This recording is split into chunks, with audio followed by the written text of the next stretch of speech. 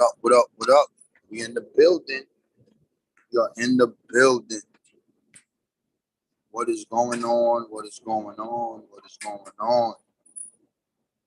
Peace going, man. Chauncey in the building, man. Share the link. Live, live up in this motherfucker. Live,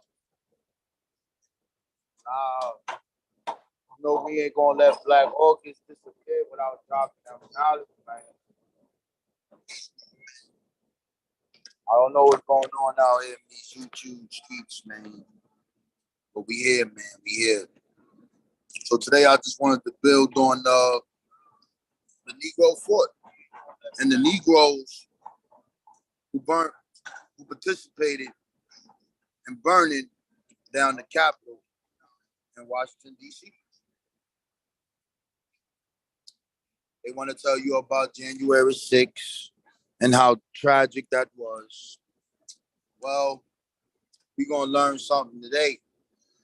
So, the Black August tradition is a celebration, man, of the last 500 years of our revolt or revolting. I mean, and it's something that we want to continue to carry on. We all understand it comes from the political prisoners such as George Jackson and Jonathan Jackson. However, I'm going to talk about a different part of the history. You dig? So, let me begin.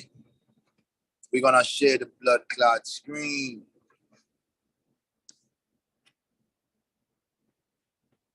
Bow.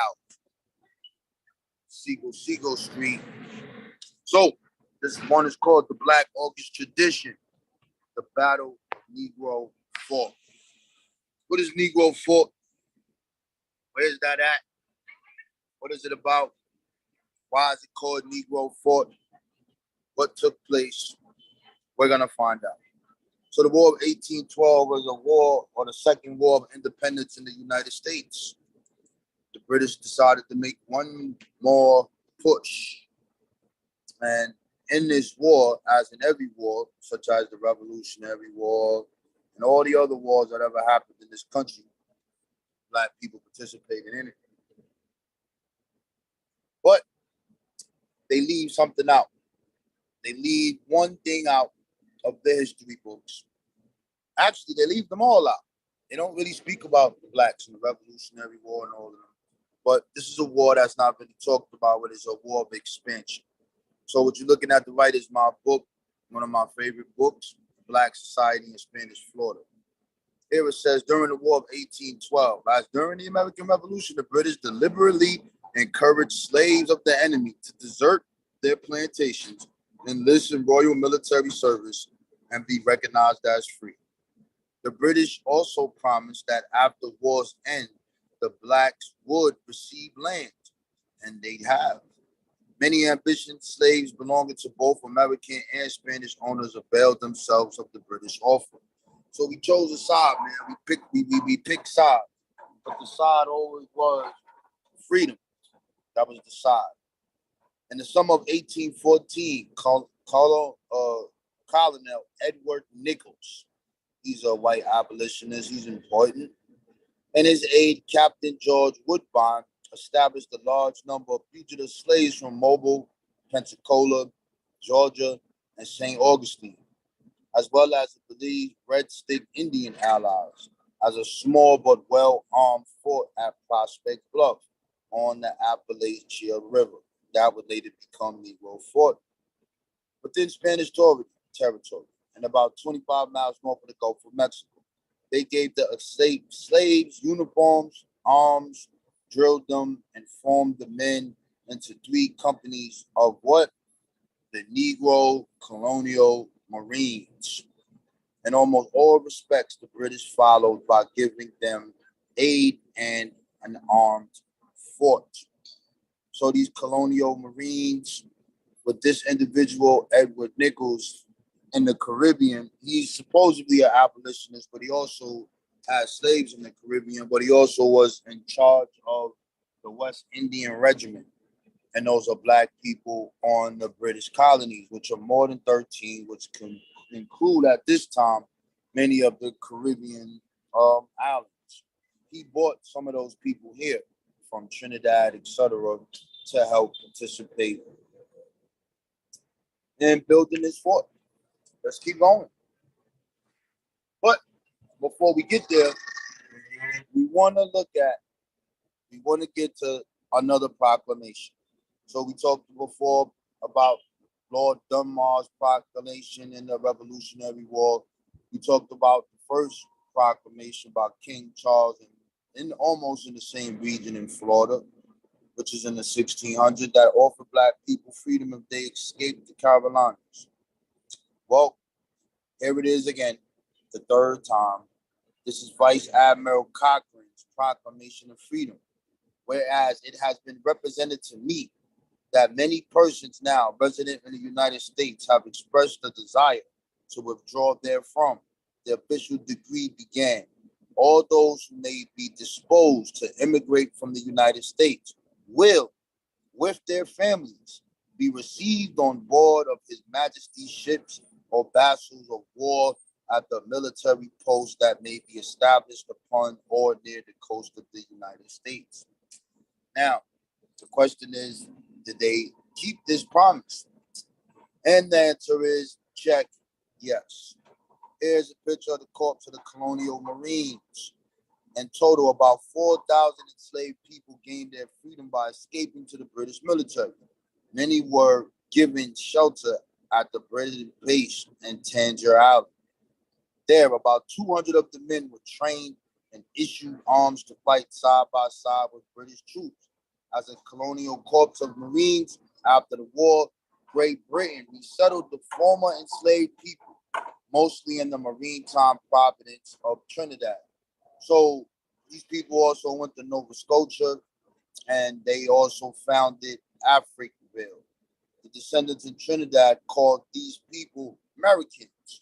Now, what's interesting about this is that many people went to the British lines, and a lot of them were women and children. So they sent those people's family to their islands. Some went to Bermuda, some went to Trinidad, and some went to the Bahamas. And later, after this fort is gone, they found a place, and it's called Nicholas Town, based off of this god. So in the Bahamas, you have the Black Americans who fought in the War of 1812, who went where to the Bahamas and founded Nicholas Town. But let's keep moving. You want to learn more about these colonial Marines before we get to the Negro fort. Who is these guys? Nicholas Town. This is the Maroons of Prospect Bluff and their quest for freedom in the Atlantic world. This is talking about the fort now.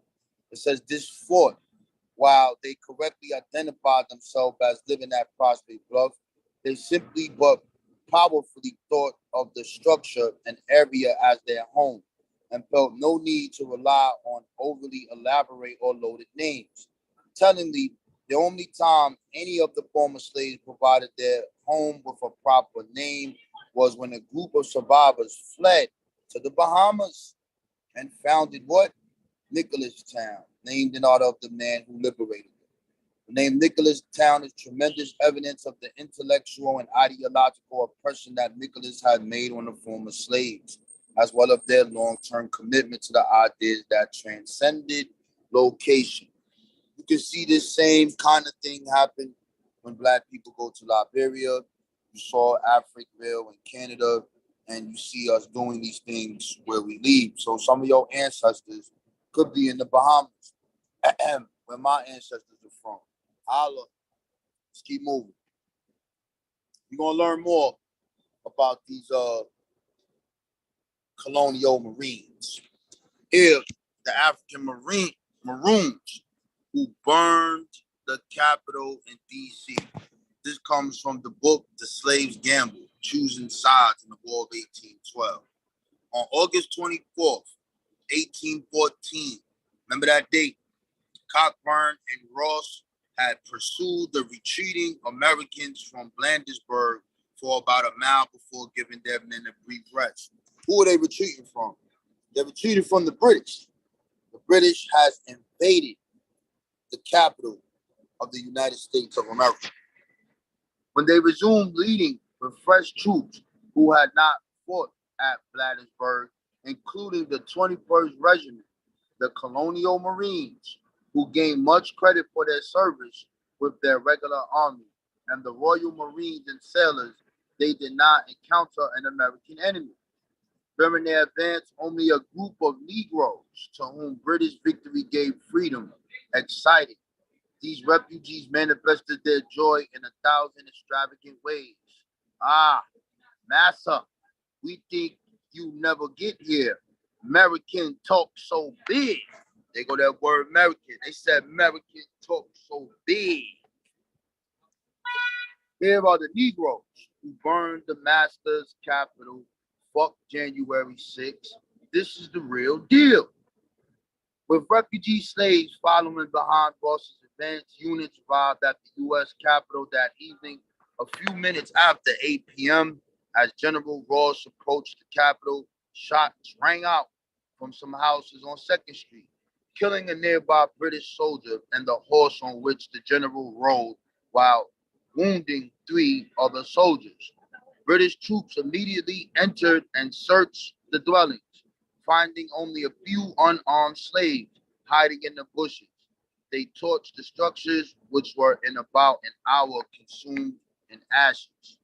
This is supposed to be a picture of the Capitol burning, but they don't like to show you the Negroes there, but we're going to read about it. During the next few hours, the Colonial Marines participated in a destruction that destroyed both houses of the U.S. Capitol. You know who the Colonial Marines are. Then another blaze suddenly lit up the night sky to the southeast from the direction of the U.S. Navy Yard, where Captain Thomas Tingy had set fire to buildings, ships, and stores as he evacuated the city.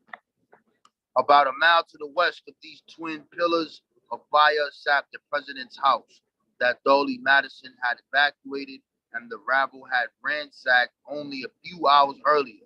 As Cockburn sent a force of Colonial Marines and sailors into the darkness down Pennsylvania Avenue, refugee slaves burned the president's house. I want that to sink in right quick. We're going to have a moment of silence. We're going to have a moment of silence. Fuck your January 6th. Fuck that fake ass coup. You don't want to hear that.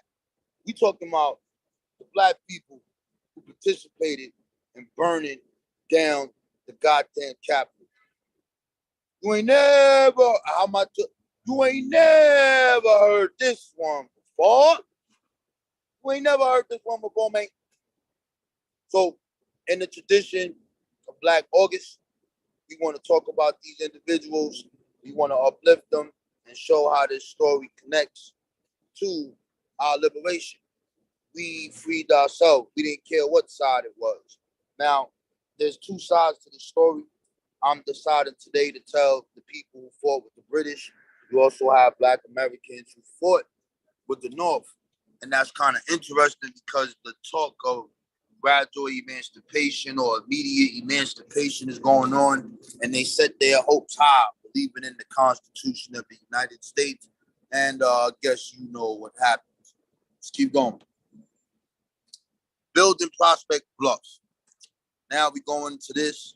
This is the Battle of Negro Fort, the rise and fall of a fugitive slave community.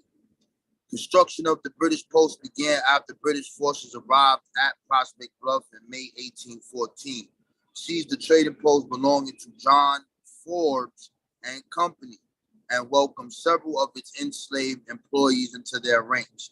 Over the next several months, British soldiers, Indian warriors, and fugitive slaves carved an opening out of a vast swampland lying beneath a canopy of 100-foot tall pine trees. How did they gain support for this said community? You got Spanish over there, right? You got the British over here. You got these Americans over here. Well, let's read. To increase the number of Black volunteers, the British commanders at Prospect Bluff concocted one of the most extraordinary abolitionist schemes in American history. They offered to purchase slaves belonging to the Creeks and the Seminoles. We're going to let that sink in for you aboriginals. We're going to let that sink in. We're not going to keep reading. We're going to let that sink in. Before leaving Pensacola, Woodbine had asked Nicholas for permission to purchase such slaves as the Indians may be at present possessed of, and also those they may capture in war, with the intention of giving them their liberty and enlisting them in the cause. You have done me the honor of ordering me to raise. Woodbine insisted that the slaves claimed by the Indians would each have their chains struck off for a very low sum, and he pledged 100 guineas of his own money to set the process in motion. When Nicholas and Woodbine returned to the British post, they began negotiating with the Indians, who agreed to sell their slaves for as little as $25 each. We're going to let that sink in, aboriginals. Let it sink in.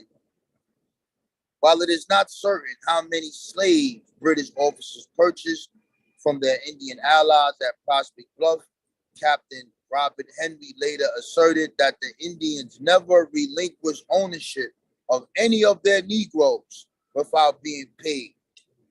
Let that sink in. A distinction in kind. Rather, we say delineation. Let's keep moving. We are now going to deal with the transition from the British fort to Negro fort. Now, there's a treaty called the Treaty of Ghent after some wars took place. And during this treaty, the British said they don't want to smoke no more. So they evacuated the fort. What happens? When the British evacuated Florida in the spring of 1815, they left a well-constructed and fully armed fort on the Appalachian River in the hands of their allies, about 300 African Americans, 30 Seminole and Choctaw Indians. News of Negro Fort, as it became to be called, attracted as many as 800 black fugitives who settled in the surrounding area. With only one British operative remaining in the area, with Indians dispersed into the surrounding wilderness, and with armed and uniformed black soldiers in command, the heavily fortified base along the boundary of East and West Florida had become the largest fugitive slave settlement in the history of the present-day United States of America. Question is, why leave this if history doesn't mean nothing? If it's just ghost stories, if it's just spiritual nonsense, or whatever you want to call it, why leave this out the school book? The sense of power there. Anyway, here on the right, you can see, what happens after Prospect Bluff, or AKA Negro Fort. They then make a new fort there, and you're gonna find out why. And this is supposed to represent a picture of it. But let's read about these Negroes.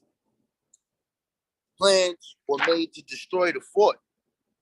Almost immediately, Negro Fort became a part of the American lexicon, while the fort itself emerged as a symbol of slave resistance and revolt, a symbol that frontier officials felt compelled to eradicate. As they began contemplating how to eliminate the sanctuary for escaped slaves, Andrew Jackson immediately came to mind. In a letter sent from the Mississippi Territory to Jackson in July 1815, Harry Tubman, a prominent frontier planter, politician, judge, employed Jackson for his recent military success. In any event, they wanted to destroy this fort. But before we go on, you know that the Spanish didn't have problems with freeing the Negro. The British didn't have problem with freeing the free Negro. Some of the Seminoles, they was down with us. They didn't have problems. But once the British was gone and they realized that, hold on, this is just all black people over here, now they kind of changed their tune now. Well, let's keep reading. You want to know about these freedom fighters who fought and lived at the fort. There are two lists compiled by the West Florida slave owners, which provide biographical information on the portion of the fort's residents from Pensacola, Mobile, and Ajat areas. The group consisted of 83 men, 19 women, 23 youths under the age of 18. Their ages ranged from 2 to 55, and at least 4 couples were married. The names of the list indicate a disparate group of people with international backgrounds. Spanish names like Eduardo, Maria, Francisco, Pedro, Santiago reveal the Hispanic origins of most of the fugitives. Yet, Francophonic names like Dominic, Jacques, Moises, and Paris suggest a French heritage. The names Billy, Betsy, Frank, Sam, and Tom indicate that some had spent at least a portion of their lives in the United States, while Congo Tom, Carlos Congo, and Carlos Mayamba were almost certainly African born. So you got to remember the origin of the slave trade and remember what is the group that's involved at this specific time. And when you're looking at these groups that are coming from Spain and they then go to the Caribbean, remember Mr. Nichols helped bring them. And then there's other periods of time when the Spanish and all these people come here, and this is how you have them. Do not get fooled because of the names, because you know you have wild Aboriginals who like to call them Black Europeans. These are people of African descent. Who were the leaders? One leader was called Cyrus. He was the commander of the fort. However, several weeks later, Francisco Caso Longo, a Spanish officer stationed some 50 miles away at Fort St. Mark's, claimed that there were 2 other captains who ruled alongside Cyrus.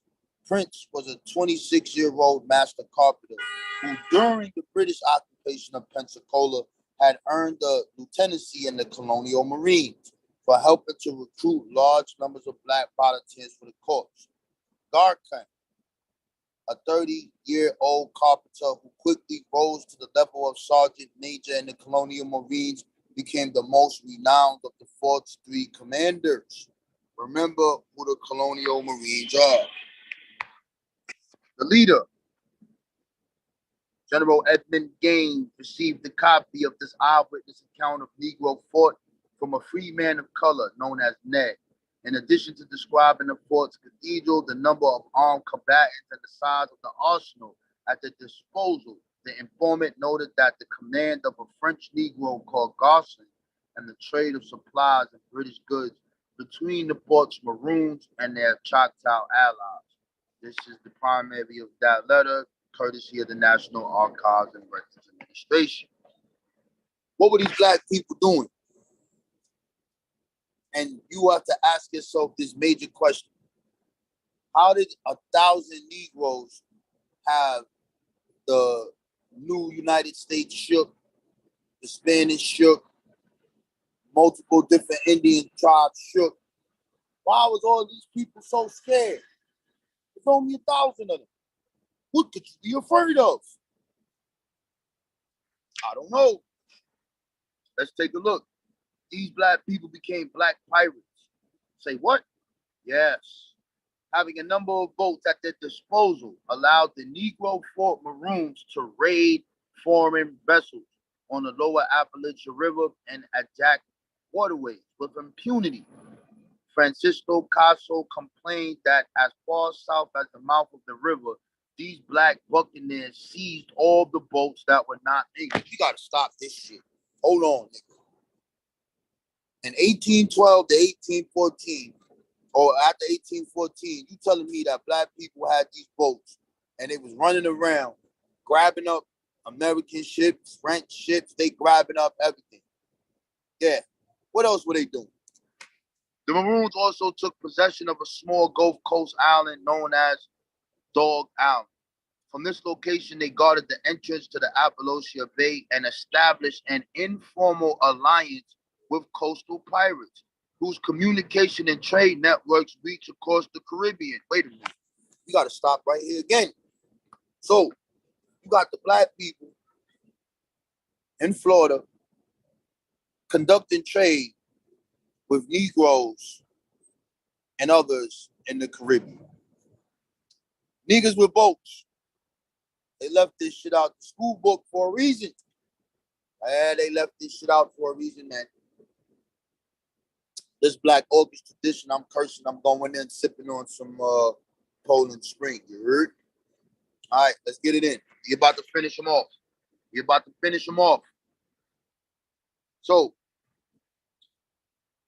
Pensacola's John complained that the Negro Fort Marines, that they are now organized as pirates, have several small vessels well armed, and some piracies that lately occurred in the lakes are supposed to have been committed by them. So they out there putting in that work. This now begins war, and that's what every slide after this is going to talk about. On July 17th, later at dawn, Lomas sent a small boat manned by midshipman Alexander Lofenborough and 4 sailors who were armed with a swivel gun and muskets up the river in search of fresh water. Shortly after the men distanced themselves from the rest of the convoy, they spotted a black man standing alone on the edge of an isolated riverside plantation. Lofenborough ordered his boat to the shore and began talking with the individual, when about 40 black and Indian musketeers who were organized in 2 separate groups under the command of Garkin and an unnamed Choctaw chief, respectively, sprang from the bushes and opened fire on the Americans. Within an instant, the barrage of bullets took the lives of 3 sailors, Lofenborough, Robert Maitland, and John Burgess. John Lopez was also wounded in the fray, but managed to swim to safety. Edward Daniels met a gruesome fate after being taken prisoner. He was marched to the fort and summarily executed by being tarred and burnt alive. Can we get a Black Power salute? Can we get a Black Power salute? They left this out the history books. War. For the next 6 days, the defenders of the Negro Fort responded to the Creek salvo by unleashing the full power of their arsenal with a barrage of shot, shells, grape, and rockets from their muskets and artillery, as well as 24-pound cannons mounted on the fort's walls. They directed most of their fire at the Indian slave catchers, firing on them from the woods. So the Creeks are down with the newly formed United States. They rocking with them. They also unloaded their weapons towards the river whenever any American troops who tried to remain concealed appeared in view. So they busting their gun. They not playing no games. No games. You American, Garkin told them dudes, if you come over here, we blowing your head off. Any one of you Americans come over here, we busting our gun, bro. We got all the smoke. So now when you ask the question of like, yo, why didn't all the black people revolt? They wanted to revolt, but this time, these British people left them with all the guns. They got boats, guns, cannons. They got everything. They want the smoke. They begging for the smoke. Begging for it. But in this slide, I say one thing here. We have no friends. Convinced that the Americans would use the assault of Negro Fort as an excuse to seize the Seminoles' lands, Chiefs Kanachi, William Perryman, Yowley Housey, Amatley, and Twiley, along with the Mestizo Creek trader Alexander Durant, informed Pensacola Governor Zunga that they would move on Negro Fort in return for provisions and a little rum. Hold on, nigga. Hold on. You sided with the black people early on. We made our black town. We was chilling with y'all. But you wanted to flip the script. You wanted to run with the Spanish. Oh, yeah, they wanted to get the Spanish involved, too. But the Spanish had to wait to get permission from their crown. So I want y'all to think about this.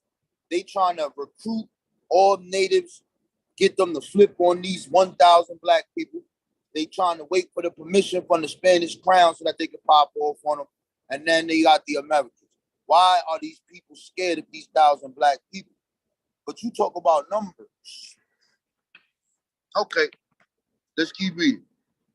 Believing that there were only 60 black soldiers at the fort, along with a similar number of women and children, the chief expected to deliver the Negroes without any resistance. But something happened that stopped that Seminole thing from taking place, and it was the destruction of the fort, but it wasn't the end. On July 27th, following a series of skirmishes in which they were routed by Negro fort warriors, the American forces and their 500 Lower Creek allies launched an all-out attack under the command of Lieutenant Colonel Duncan Clinch, with support from a naval convoy commanded by Sailing Master Jarius Loomis. The two sides exchanged cannon fire, but the shots of the inexperienced black gunners failed to hit their targets.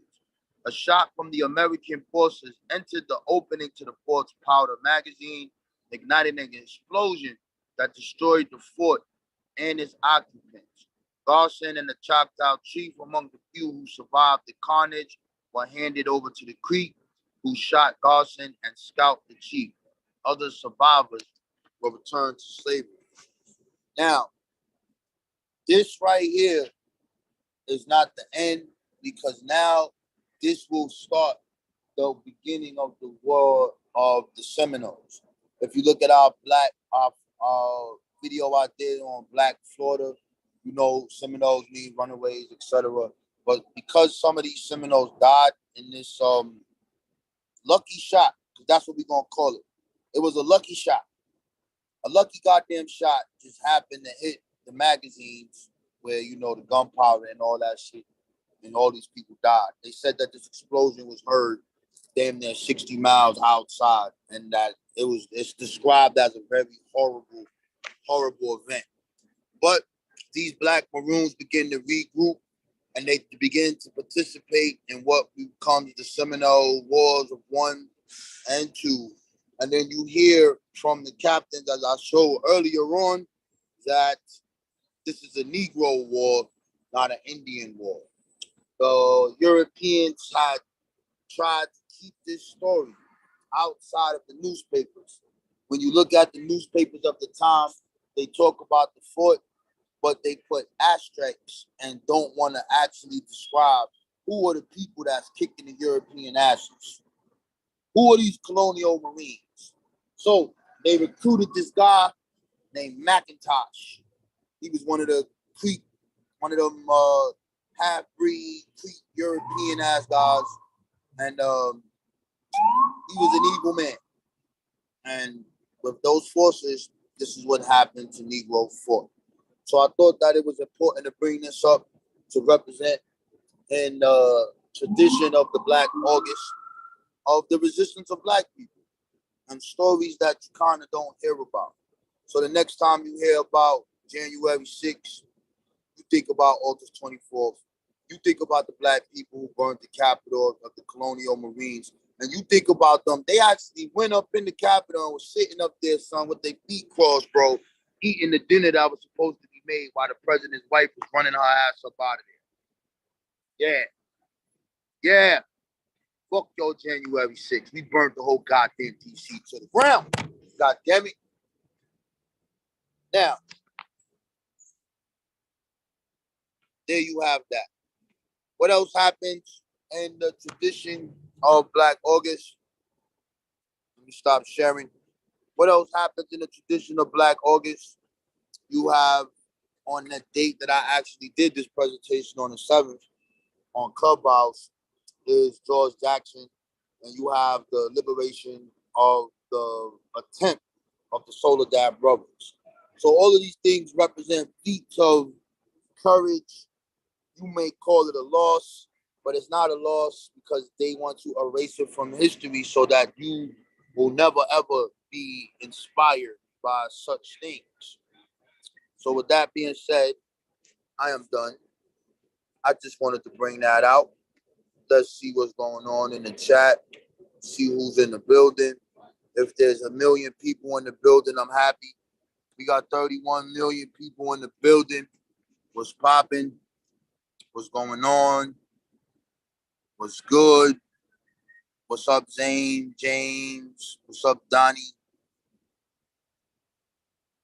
What up, Caesar? What up, James Powell? They had to be people that would fight back. Facts. Britain, England, they sunk our ships in Charleston, South Carolina. I'm not sure which one you're talking about. But yeah. So here's what I'm gonna do. I'm gonna put the link in the chat just in case somebody wanna come in. If there happen to be some secret aboriginals hiding in the bushes, you can come up here and get this smoke. And yeah, we wanted to put this out there. We still around, man. I just been busy, man. Chasing the American dream, you heard? Yo, I even forgot how to add people, yo. It's been a while. It's been a long time, man. Just put this in here. Here go the link for anybody who want to add on. I hope you guys enjoyed this build and enjoyed this session. Yeah, man. What's up, MVG? Yeah, man. You missed it, bro. You're gonna have to press rewind on it, man. TK Digital, what up? Y'all rolling in here all late and all that. But we just talked about the Negroes who burned down the Capitol. Fuck January 6th. We got August 24th. Yeah, that's right. The Colonial Marines, aka the Americans. You know what I'm saying? We ain't never heard that before. Each one teach one, MBK in the build. So anybody got any questions, comments, concerns? Anybody want to build and add on? Thanks for all of those who came in the building tonight. I just thought that I had to do it. I had to do it. We had to do it tonight, yo. We had to lay it down tonight.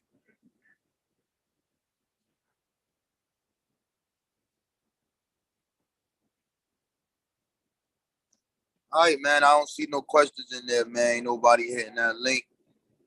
I'm off here, bro.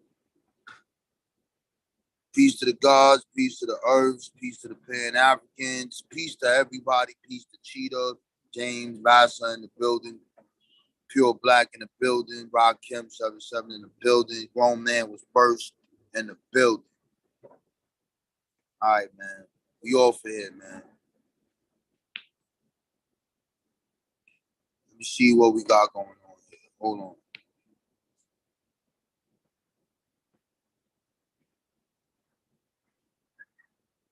Oh, BC round, you missed it, bro. Yeah, man. I think because we don't be going live, bro, like that, they don't send out the what's the name. You know what I'm saying?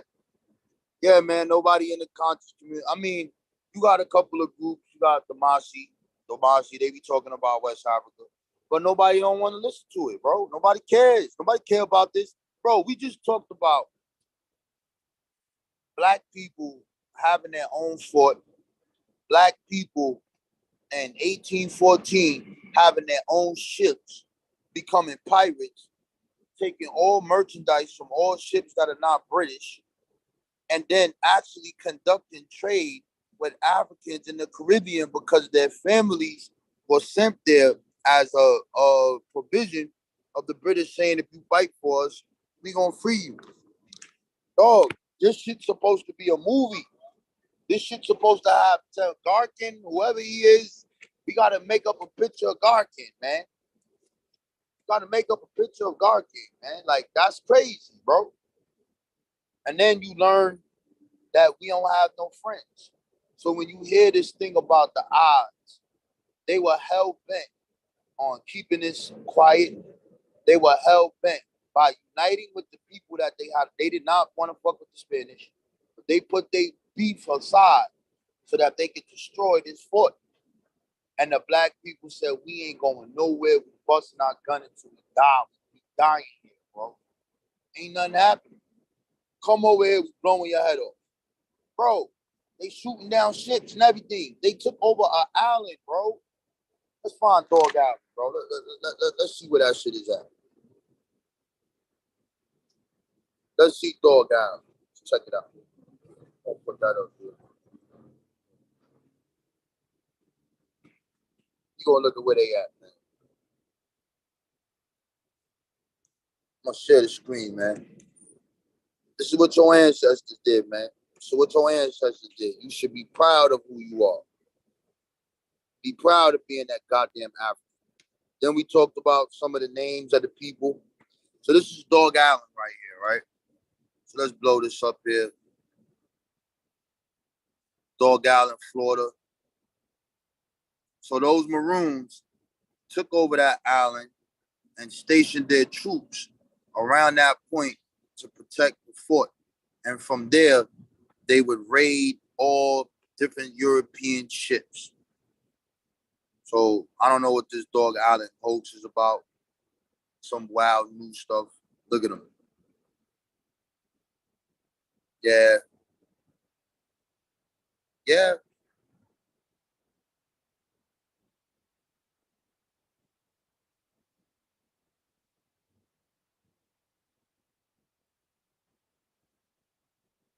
Even in this, they leave it out. They don't even got the shit on the Wikipedia. Wikipedia is suspect. Wikipedia is suspect. But any event, this is the island here. They took that shit over, bro. You got to give a big black power salute. You need a primary on what? What you need a primary for? I'll put the book up here again. Let's throw the book up here.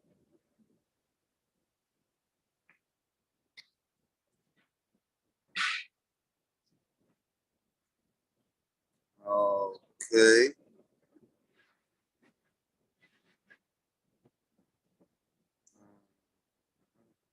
Um,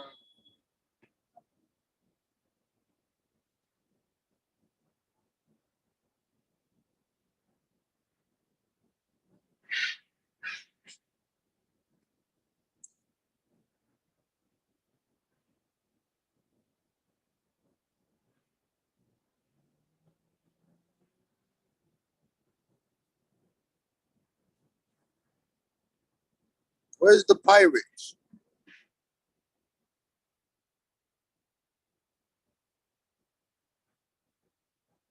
Hold on.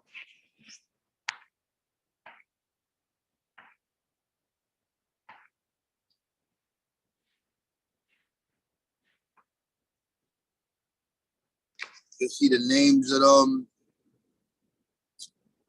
Carlos Congo Tom. Yeah, yeah. All right, there you go.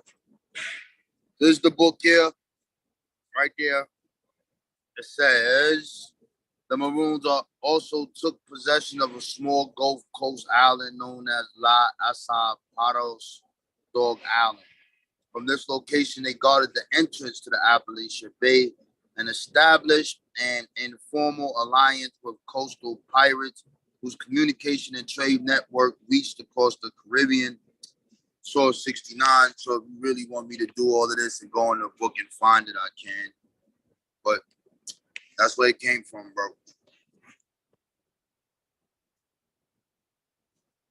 You dig?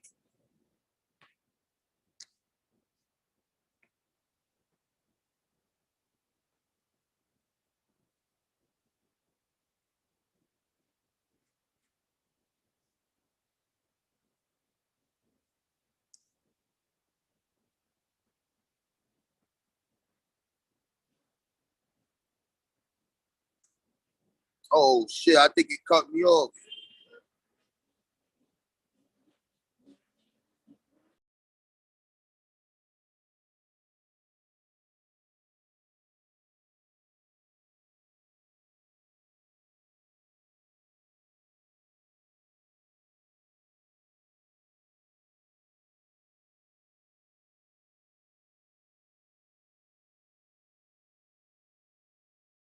I don't know if he's still live. Man. Black August, nigga, man. Yo, I don't know if we still live or not, bro. But yeah, man, I'm out of here, man. Ain't nobody hitting the link. Nobody want to come join the God. But listen, man, I just came to drop this. I might drop something else on Black August. You know, our little, as they say, tad bits of history. Yeah. But that being said, I'm out of here. Peace to the people. I hope you learned something and you know what to do. You know what to do. If you learn something, you hit the money sign. Hit the money sign. Peace to the gods, peace to the earth, peace to the Pan-African nations and all the people across the universe. Each one teach one. Signing off. 11 a.m. on the dot. Black Negro Fort in the building. Get your t-shirts. Get your Negro